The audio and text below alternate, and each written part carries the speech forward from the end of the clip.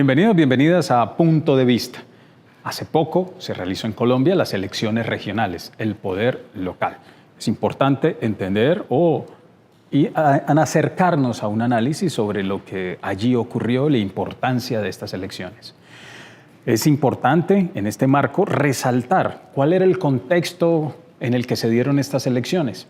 Venían dándose unas series de persecuciones judiciales por parte de los entes de control contra los candidatos que se identificaban con propuestas alternativas, curiosamente contra este sector de manera especial.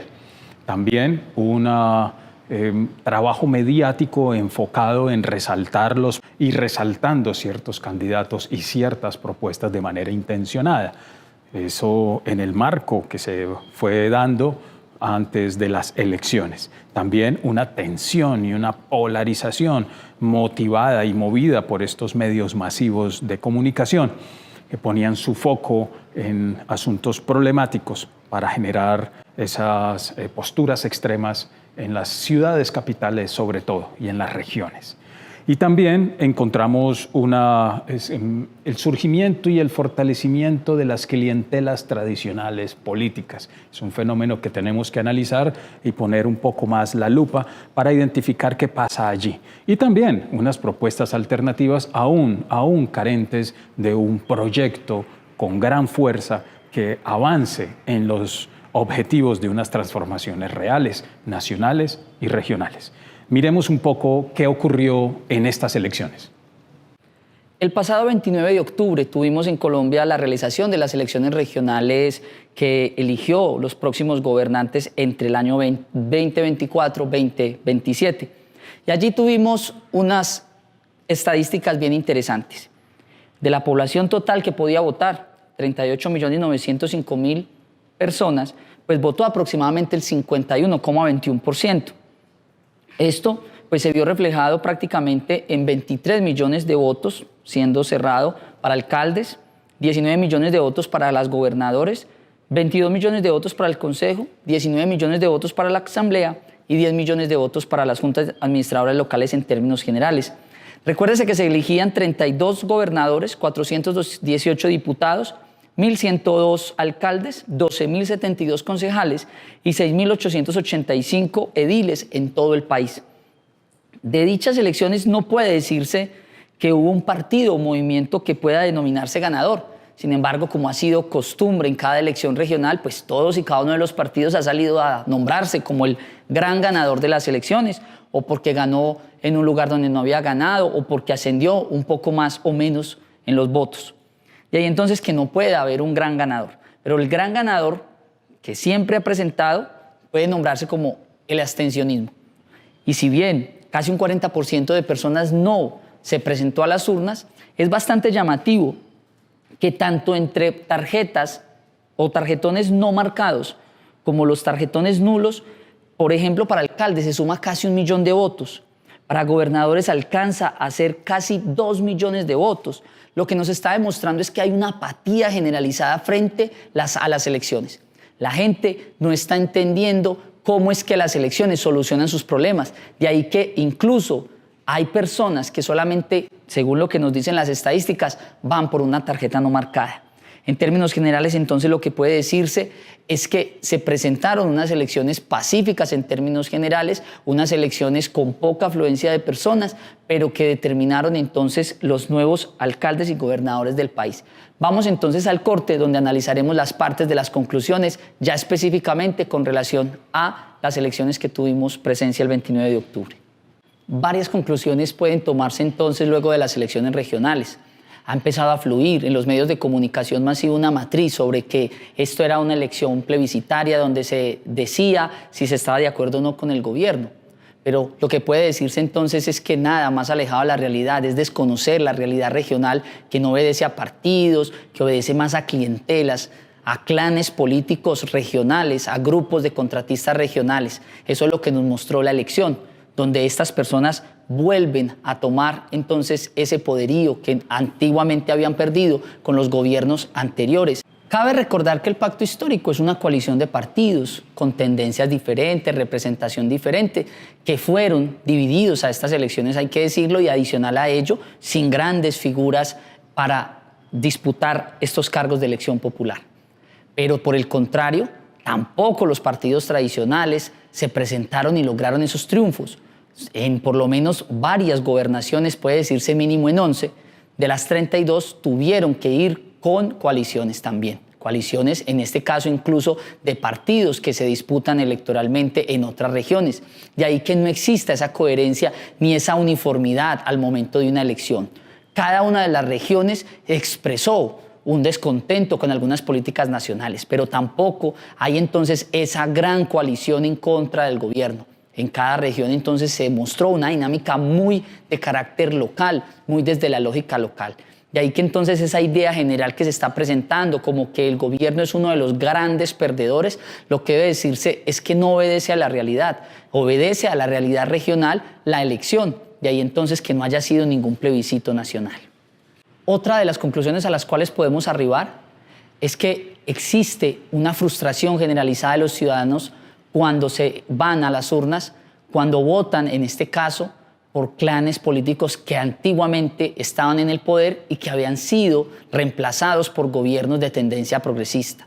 Esa frustración se ve cuando no se lograron ciertas obras, ciertas promesas no pudieron cumplirse en ciudades como Medellín, como Cali, como Bogotá, y entonces llega a elegir nuevamente clanes políticos que estaba más que comprobado que hurtan el erario público.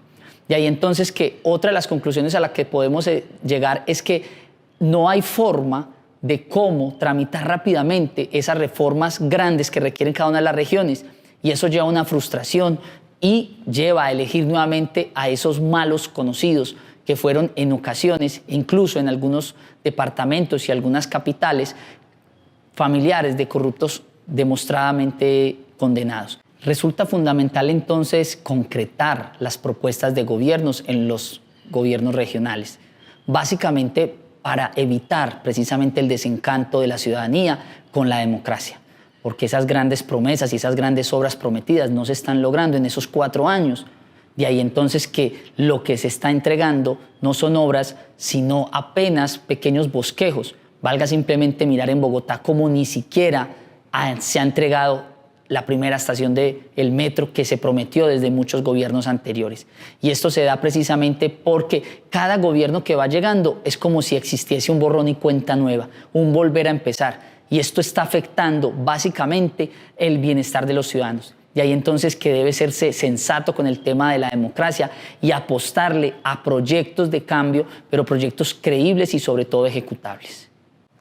También se evidenció como una generalidad que las preocupaciones centrales de la gente que asistió a las urnas es la seguridad, sea como un tema impuesto o también como un sentir real de lo que está ocurriendo en las ciudades, y también preocupados por solucionar asuntos de su economía familiar maltrecha.